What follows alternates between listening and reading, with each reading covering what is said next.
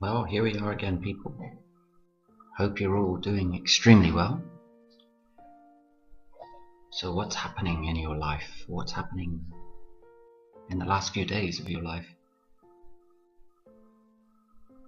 As you can see, I had a shave.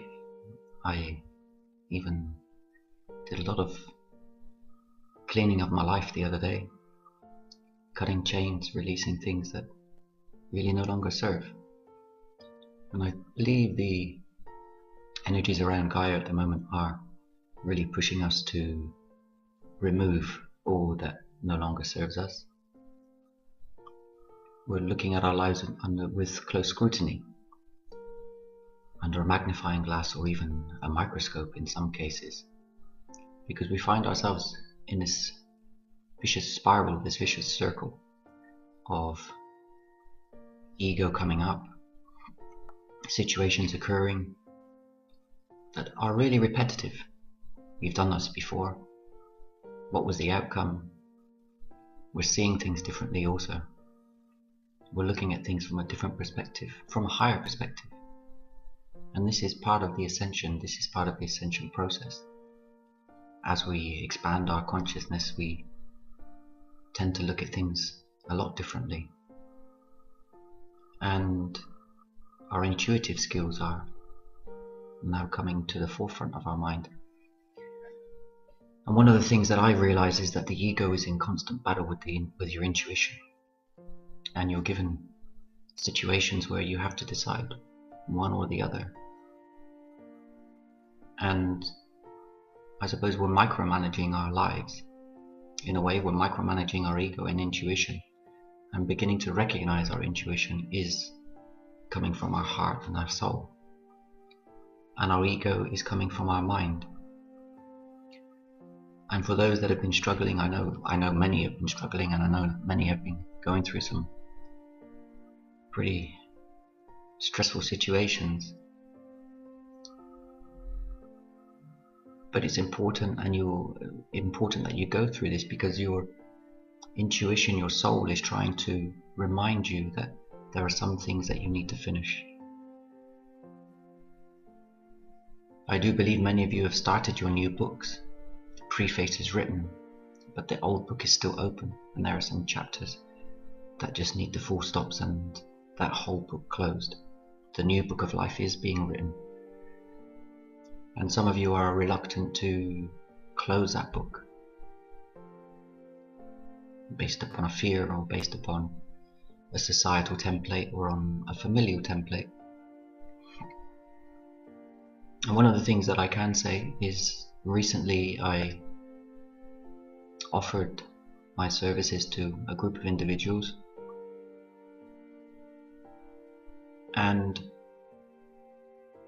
the results were astounding. The information that I gleaned, the situations were the same, myself included. Out of 10 people that I spoke to, and I include myself in that 10 out of 10 had the same problems, the same issues, breaking free of something that was blocking them and blocking their future, blocking their purity and their serenity.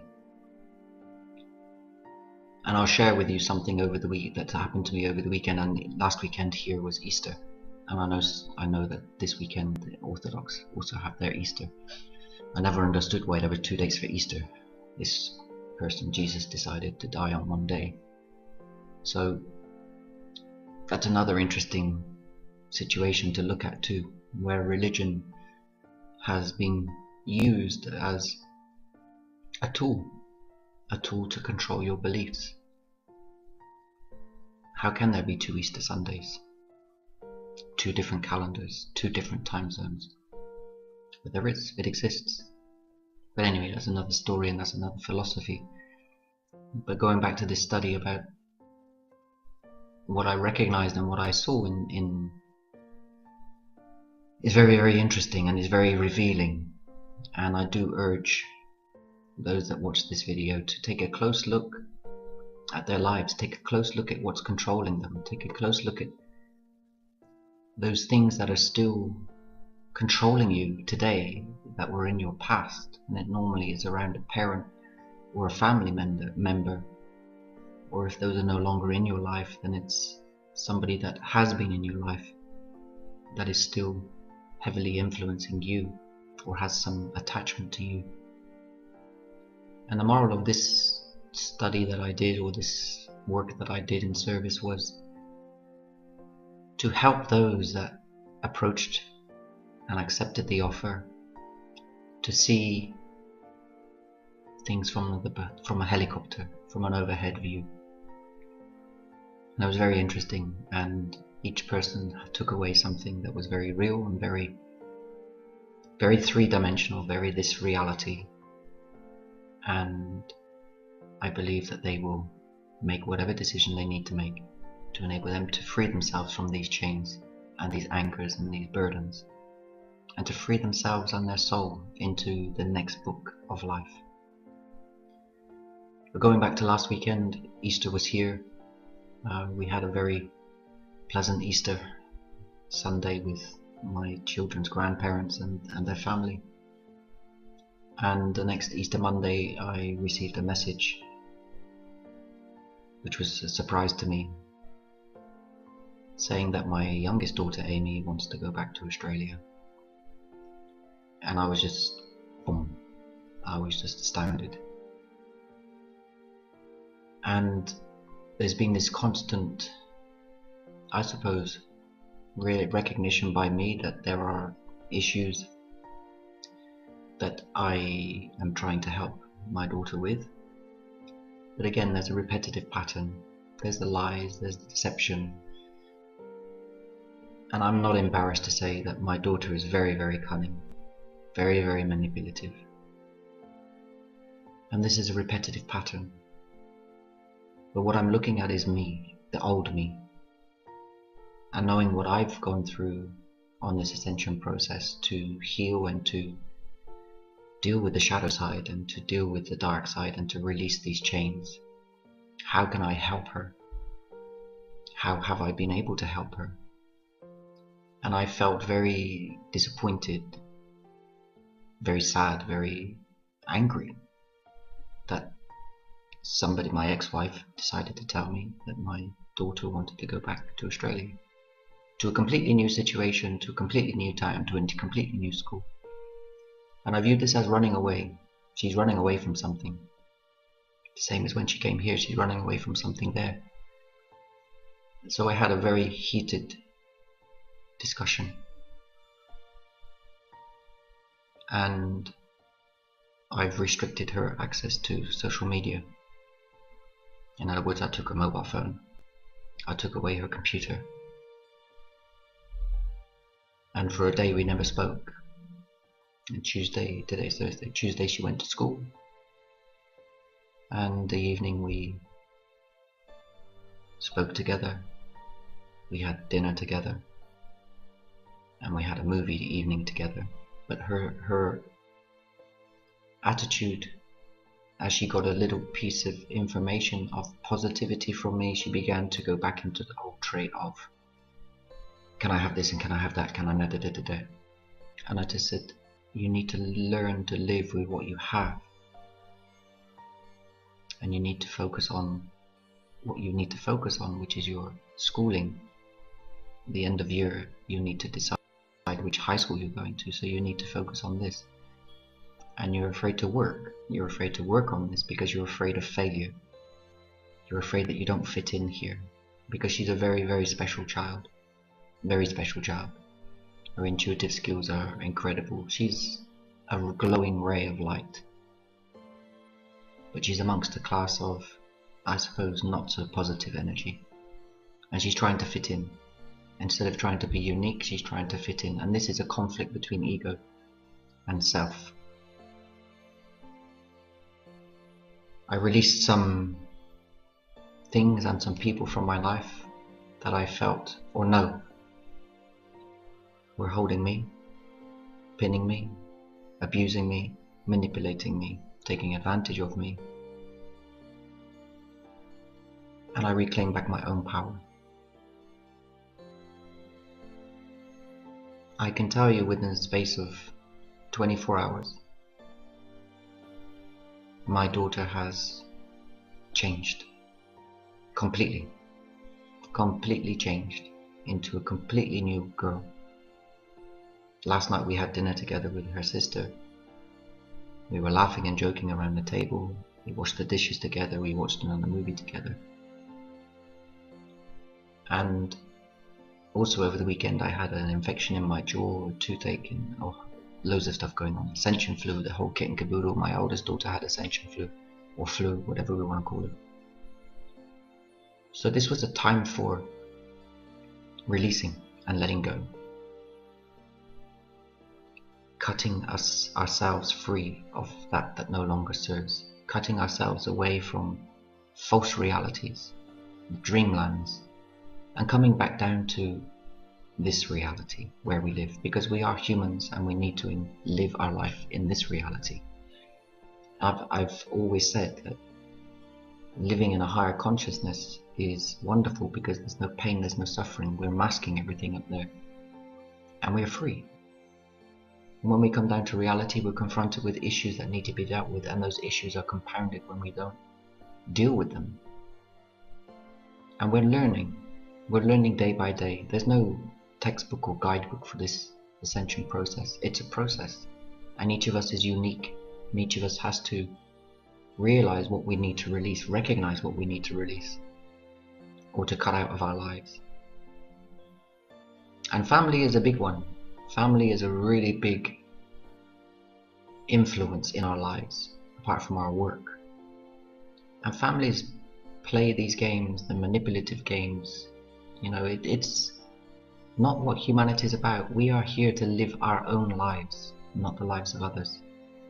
We're here to enjoy the beauty, the love, and appreciate all that is around us, not all that we have. We create our own reality. And we need to control that reality in a way that is free from negativity, free from other influences that affect our judgment or affect our path.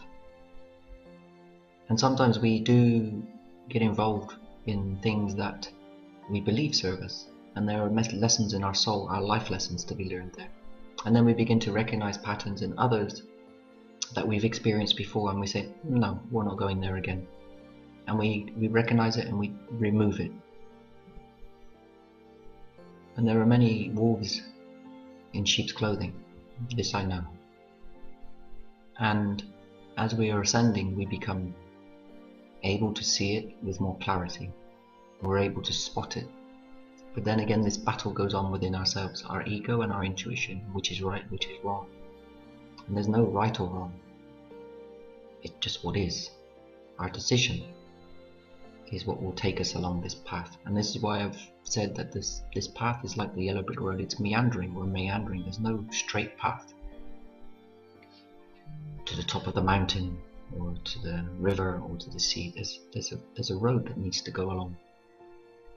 And as we're going along this road, we're picking up the bits and pieces that we need, and we're throwing it onto the wayside, the bits that we don't need. But what I can feel today, since doing what I've done, and the last 3 or 4 days have been a progression of positivity, a progression of increased feeling of self-worth, of love, of value,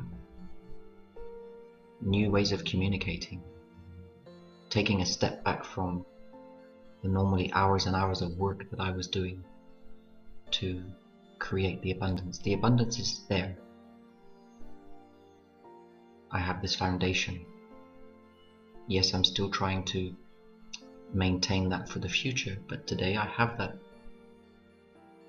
And that is a wonderful thing. There's something I didn't have a month ago, a constant flow of abundance. I believe I've addressed these issues with my children. I've addressed these issues in my business and personal life, and good things are coming in. I have a wonderful communication with my beloved that never existed before. I'm meeting new people that want to know me, and even in this town I've met somebody that wants to know me better and is intrigued by this Englishman living in this town. So the purpose of this message is just to let you know that when we are all at a cross, we're all at this Y junction in our life path. The astrology recognizes this, acknowledges this also, because it's in the astrology, the way the planets are aligned. And we're being asked to make these decisions. Which path do we want to follow? Do we want to follow the light path, where the things are becoming rosier and rosier and rosier? Or do we want to continue or go back to the way that it was, that vicious circle of life? You can make whatever choice you decide, whatever suits you, whatever serves you. If you choose the light path and to break free of all that's holding you back, be sure the results will be tremendous, and they will be recognizable and physically in your life after a very short period of time. And that doesn't mean that the work is over. It's just the beginning of that work, because you're recognizing your ego, you're acknowledging it, you're embracing it, and you're working with it. But you're not allowing it to control your life. And that's a big difference. So my urge to you guys, take a look at your lives. See these patterns that are going around and around. They're in different packages, but they're the same pattern. And decide what and who you want in your life. And take that make that checklist. List all your friends on a piece of paper if you have to. Look at what they contribute to your life. Look at when they contact you. Are they using you? Are they abusing you? Are you using and abusing them? It's a simple thing that we should do. Free our mind from all this chatter and allow your soul to guide you. Allow the energies of Gaia and the universe to flow through you. And don't be distracted by other people's politics or BS or issues. Focus on your own. Because when you're focusing on your own, you can deal with them and you can release them and you can get rid of them in a very quick and orderly fashion, and begin to appreciate all that you have and all that you are, and just being. Just being. It's great to present this video to you. Have a great week, what's left of it, and enjoy this process. Try not to resist it. If you're resisting yourself. You're resisting your inner calling. We can achieve great things in love. Love will overcome all. True love will never die. And remember, you're worthy. You are love. Namaste.